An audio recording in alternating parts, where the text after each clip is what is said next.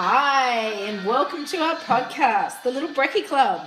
This week, we'll be discussing the hot topic of the moment. Should we teach kids about pornography in junior sexuality? Now hold on, Zoe. Let's just clarify. When we say junior sexuality, what age are we talking about? We're talking foundation to grade 3. Whoa, okay. So you're asking, should we be talking to kids aged 5 to 9 about pornography? Yeah, that's it.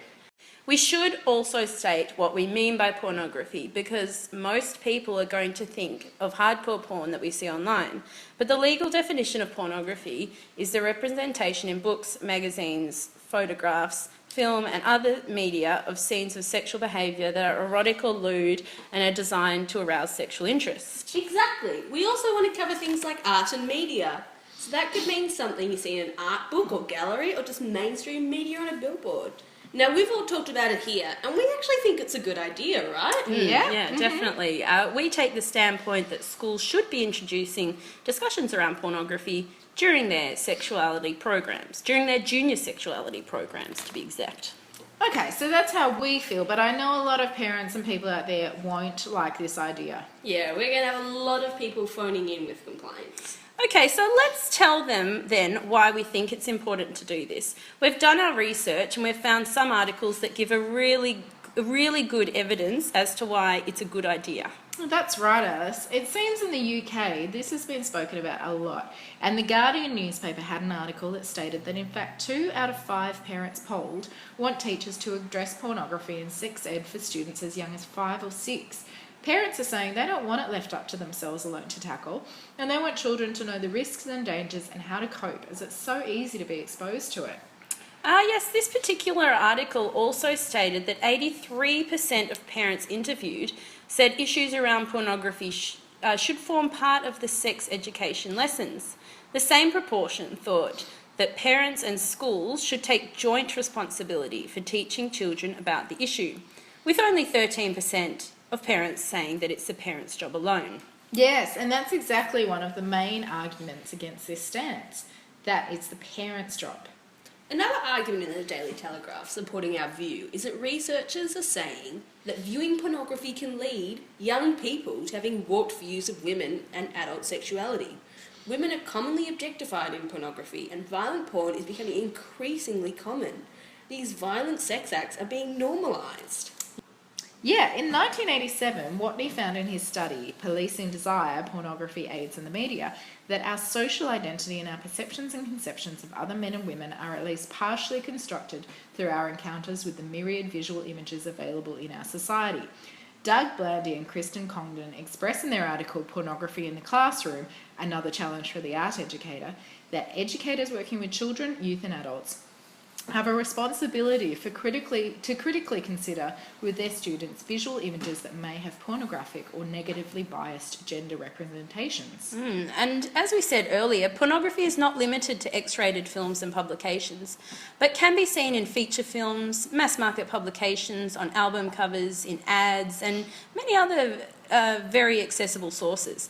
Pornography is everywhere, so we need to teach children to be critical of the mass exposure they are facing.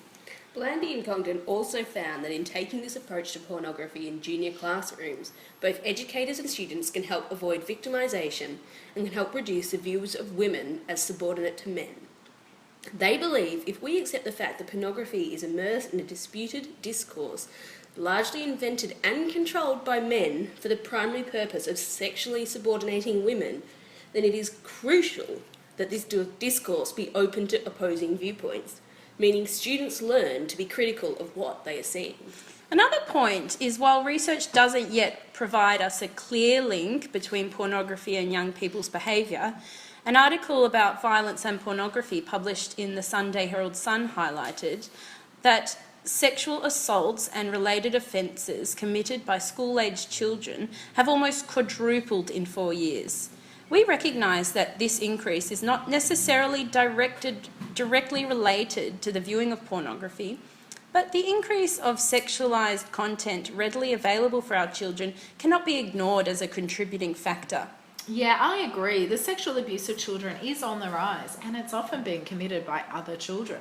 One very frightening example of this is a case where 3 8-year-old boys caused lifelong harm to a male classmate as they enacted scenes from pornographic material they had been exposed to. Horrific, truly horrific. Hang on, 8-year-olds. So that's junior primary age kids. Yeah, exactly. Clearly, this is an extreme and unusual case, but we want to arm kids with the skills to deal with potential encounters regardless of whether they've seen it yet. Anti-porn campaigner Melinda Tankard-Rice, author of the book Big Porn Inc., has found that by the time boys reach 15 and girls 16, 97% have been exposed to hardcore violent pornography. They need to be equipped with the ability to analyse what they're seeing and have strategies to allow them to respond in a manner that will hopefully reduce the harmful effects. This is what needs to be taught in lower primary. Many of these young kids are getting hooked on pornography before they become sexually active. It can cause real problems with developing healthy sex lives as they have unrealistic expectations. Professor Andy Phippen, lecturer in social responsibility in information technology, states in the Daily Telegraph that a third of people aged 16 to 24 found sex with partners difficult because of what they have seen online. Donna Bowater of the UK Telegraph found that students are turning to pornography for adequate sex education because they're not getting it in the classroom. I mean, what seems to be the underlying message here is that it's not about talking explicitly about pornography to kids or only focusing on online pornography videos. This is about finding an age-appropriate way to discuss some of the things they may encounter online, but also in mainstream media or perhaps their art class, and how they feel about what they're seeing. So some people might say, no. We shouldn't talk to kids about this. Parents might think it should just be left to them to decide. Leave the family to make the decision. Yeah, but if it's starting school, you know that those teachers in the school have been trained to tackle this topic. They will have attended PDs on this that have come from solid educational research. Why not have it be the responsibility of the family and the school so that there is a broad support system?